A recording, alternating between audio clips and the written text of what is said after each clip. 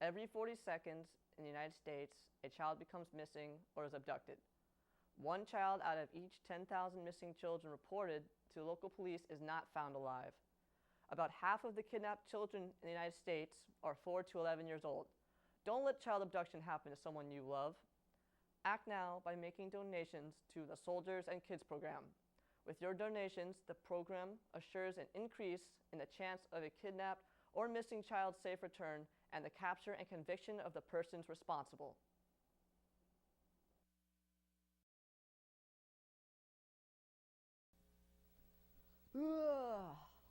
That was a good nap. Boy, I'm glad I brought this along. With the late nights getting back from work, I don't have much time to get a much-needed rest. That's why I choose Focus M Carb Pillows. It is specially shaped to support and add comfort to your neck so that you get a more relaxing and satisfying sleep while you're traveling.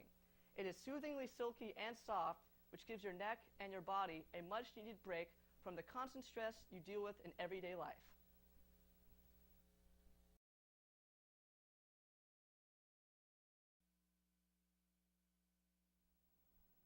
Good morning, I'm Sam Taish, and here are your top stories of today. Star Wars creator George Lucas was married to longtime girlfriend Melody Hobson. The ceremony was held Monday, June 24, 2013. It took place at Skywalker Ranch, north of San Francisco. The two had been dating since 2006. Guests at the wedding included filmmakers Steven Spielberg and Ron Howard, who tweeted the wedding was a joyous event. Jeffrey Griffin Boyce, a man accused of killing a Castro Valley woman on an Oregon highway rest stop, has hanged himself today at Marin County Jail. He was found unresponsive in a cell at 1:50 p.m. He was housed at the jail located in San Rafael, California. The man's father, Griffin Boyce, said about the suicide, "I think he wanted to end his life. He had been under suicide watch for 50 days before he used a sheet to kill himself."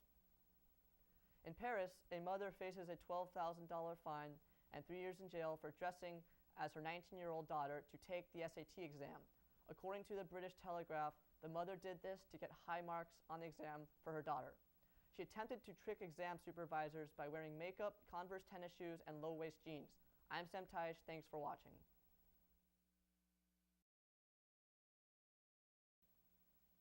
Good afternoon.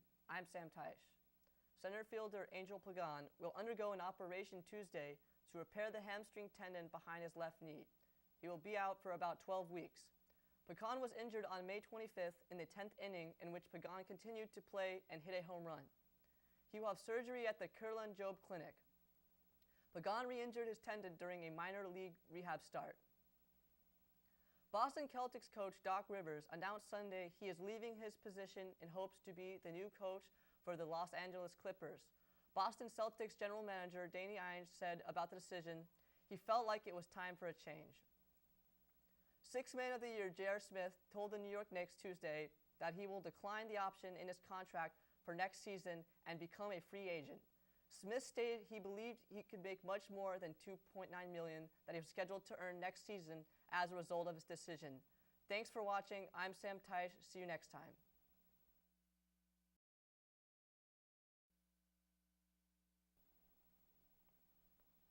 Superior Court Judge Mitchell Beckloff announced he will make no changes to the guardianship of Michael Jackson's 3 children.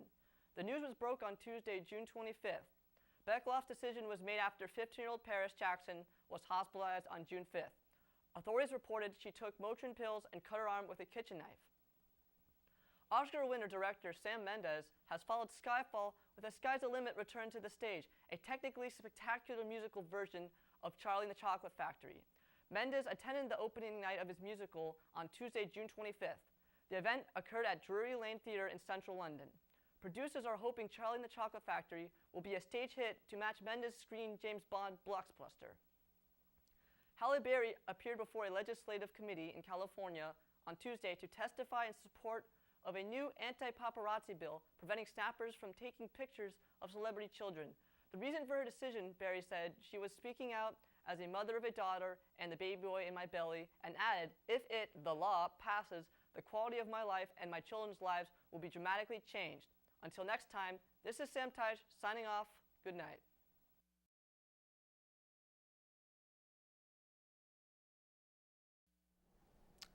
Hi, welcome to the show. Today we have a special guest.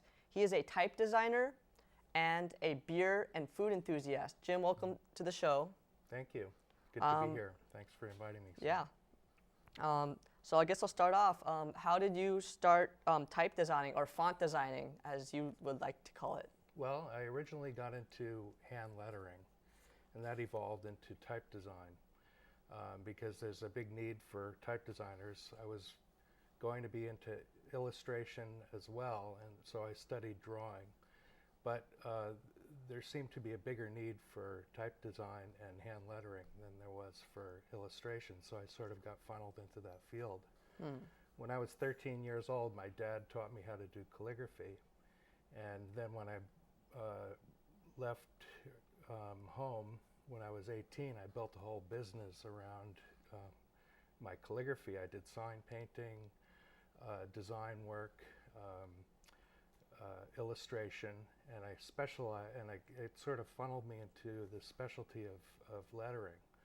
So back in, that was around 1974. So I did that for about 15 years, and that evolved into a business doing commercial art and specializing in hand lettering. And when the age of computers came around, I wanted to get into doing my design work on computers. So I started working for companies that wanted to produce fonts for their systems. And I worked for a small computer company in San Rafael that I digitized fonts for them. And then I went to Adobe. I was working at Adobe in their type group for 13 years. And now I'm at Monotype, which is a company that specializes in fonts and technology. And I spend my days drawing letters on the computer, making fonts. Whereas back in the day, when we worked in pen and ink, we would do what we would call alphabets, and we would draw the letters, and they would make photo fonts out of them with negatives to be typeset with photo typesetting equipment. But now everything is digital, and I draw everything on the computer. But I occasionally also go back to my pen and ink to do design work and to really come up with new designs, or to get shapes right. I still use pen and pencil. So by calligraphy, can you explain what you mean? Because when I think of calligraphy, I think of Egyptian, stuff, and it's kind of hard for me to fully, I guess, understand what you mean when you first started calligraphy. What do you mean by That's you one doing of those calligraphy? words like jazz. There's many different kinds of jazz. So when you said your father taught you calligraphy, that's what you said. So I what do you mean, mean by that? That's a good question. I learned a specific style of Italian cursive calligraphy, which is a chisel tip pen that's done with keeping the pen at a certain angle and writing cursive italic lettering. And it's a very popular style for like menus and coffee shops and invitations. Oh, I see.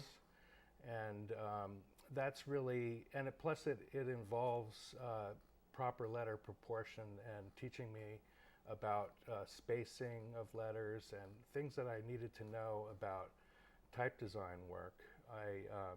I picked up from learning calligraphy and doing classic, and this style is called Chancery Italic. Now, more recently, I've been doing a Spencerian script calligraphy, which is done with a spring steel pen nib, where it's more, it's like the Budweiser or the Coca-Cola logo. Oh, I see, silvery. Where it's very thin and thick in the letters. And Budweiser's got that kind of, yeah. Yeah.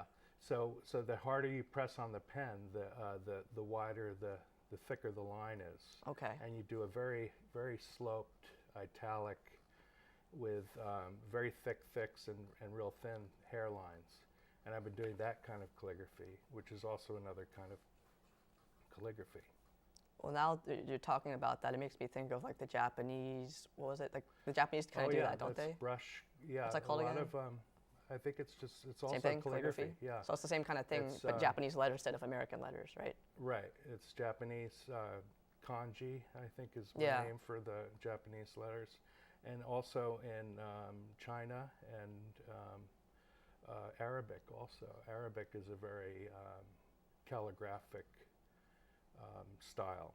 So with the company Monotype that I work with now, we do fonts for all those languages. Like often I'll work on a Arabic font, but the Asian alphabets like the Korean, Japanese, and Chinese, we have specialists in Hong Kong that do that work. So I don't do that much. I might do a character here and there. Oh, I don't. It's not your language. Yeah. But I've done a lot of work on like Cambodian, and which is a Khmer, and Khmer Rouge? Myanmar, No. Myanmar, Okay. and also Ethiopic. And what we would do is I'd use the same principles as designing letters in Latin in the Ethiopic or Cambodian style, and then we'd send my best guess at how it should be to them, and the native speakers would critique it and send us feedback, and going back and forth several times, we end up with something that works, even though I don't speak the language. What about this job that makes you enjoy it? Why do you enjoy this line of work? Well, it all goes back to the original passion I have for doing calligraphy and lettering. My dad was actually a calligrapher. That's why I learned. Yeah, and I asked him to teach me because I wanted to write beautifully. I'd see people. One of the postmaster in the town I grew up in Vermont would write with the Spencerian script, like that second form I was telling you about, where it's very ornamental and thick and thin, not the Chancery italic, which is what my dad did. I'd see him write like names on an envelope or something, and I go, wow, that's beautiful handwriting. I want to do that. So I asked my dad to teach me, and that's how I got into it, and I've always been passionate about it. One thing that I'm also very passionate about is communicating properly, and there are so many designers that design fonts that are illegible that I feel that the world needs good fonts and clear. Very legible designs for communicating correctly. And I feel we're doing the world a good service by providing that with our expertise in doing that.